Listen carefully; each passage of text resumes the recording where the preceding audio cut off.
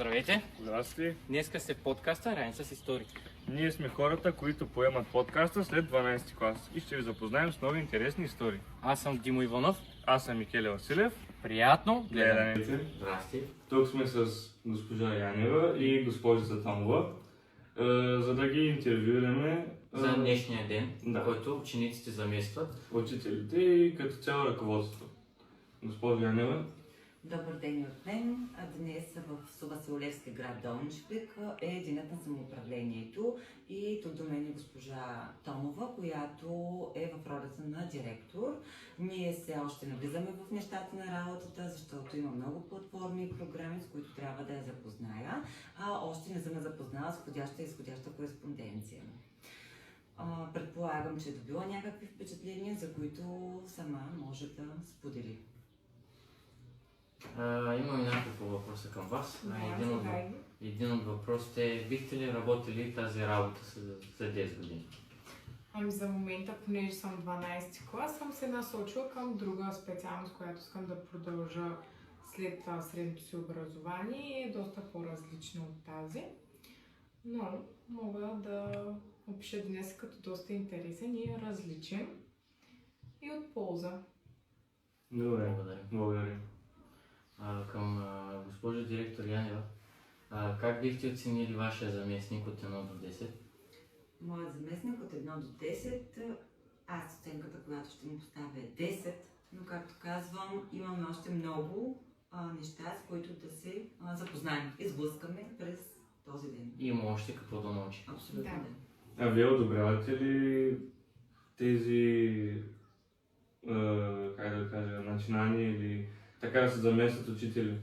Да, смятам, че е от полза, защото, както каза Томова, колегата Томова, нещата се виждат от друг ъгъл, през друга призма. Едно е да си ученик, едно е да си учител, друго е да си заместник директор, друго е да си директор. Трябва да гледаш нещата от по-широка призма, за да бъде удобно на всички. Първо смятам, че трябва да накараш колегите и учителите да се чувстват удобно, учениците също да им е комфортно и едва тогава да мислиш за други цели. Аз имам въпрос към госпожица Томова. Как бихте описали работата? Лесно ли е? Как изглежда или не всъщност? Не. Като съм само ученичка, не съм се го представила така, но и миналата и тази година съм в роля на директор, АТС и е доста по-различно и наистина е от полза и окей за ученика да види какво е от другата страна и да си направи оценка и да разбере, че тази работа също не е лесна и не трябва да се подценява. Добре, благодаря. Вече интервюирахме директорката и нейната заместница. Сега сме тук при заместник директорите. Госпожица Летерова и господин Павлов. Така, нека да започнем с първия въпрос. Искам да ви попитам дали бихте работили тази професия в бъдеще? Аз лично не бих. Защо? Просто не е моето. Не си представяте да работите тази Да, не работа? мога да се представя да седя на стол, да съм заместник директор на, примерно, учениците в училище, които ги познавам от малки и някак си странно ще ми. Ще дойдат други поколения. Да, я също да кажа. Да, но не мога, не е моята работа. Не си представяте това да е вашата работа. Ами аз още нищо не мога да кажа, понеже има още какво да разбера до края на работния ден.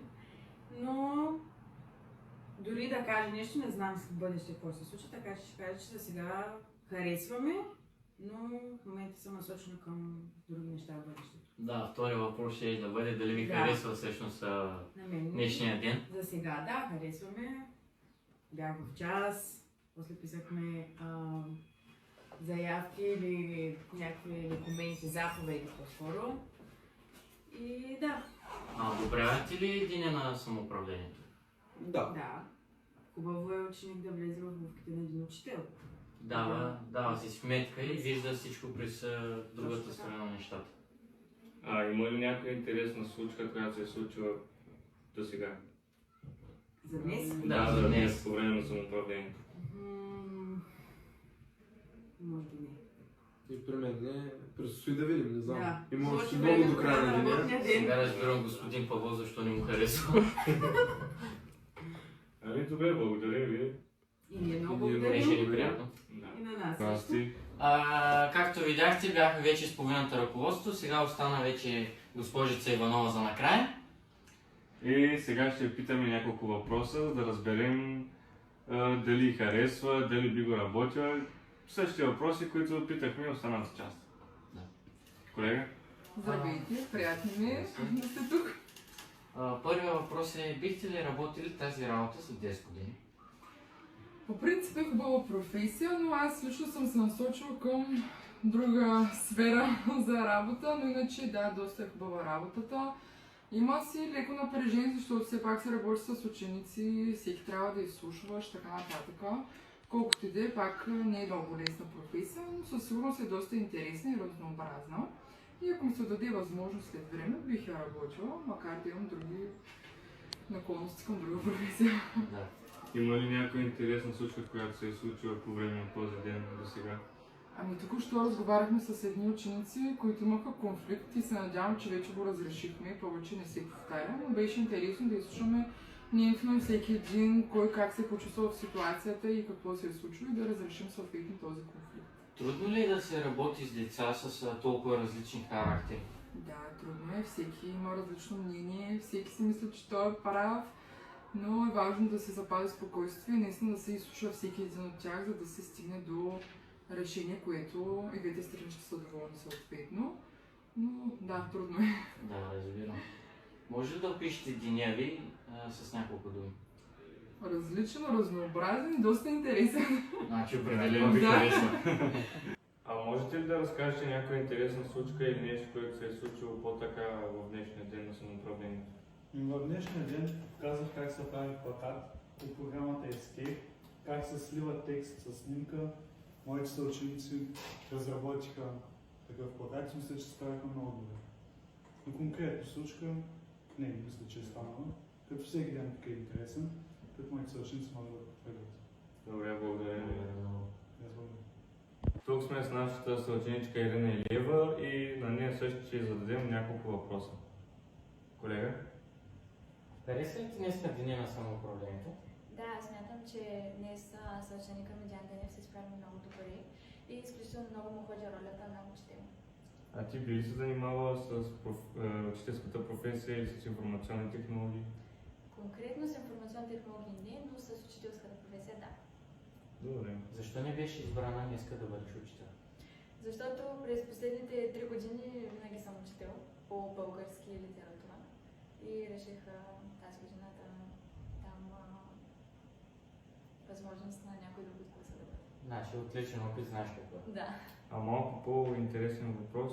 Какво мислиш за навлизането на изкуствения интелект? Можеш ли да дадеш мнение?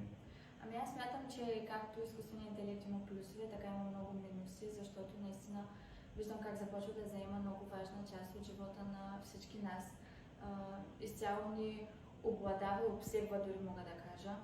И го използваме много често, дори и аз се признавам, че го правя, което според мен е нездравословно, защото така реално спираме да мислим със собствените си мозъци и някой друг мисли вместо нас. А би ли предложила нещо да се добави, да се включи в обучението ни? Мисля по предмета като цяло по информационни технологии. Ами, не, аз мисля, че всичко е... Как се прави? Да, както трябва. Учим иновативни различни неща и Добре, благодаря. и аз. И приятели, и дойде края на нашия епизод. Благодарим ви за вниманието. Моля ви да последвате нашата страница и да харесате видеото. За още!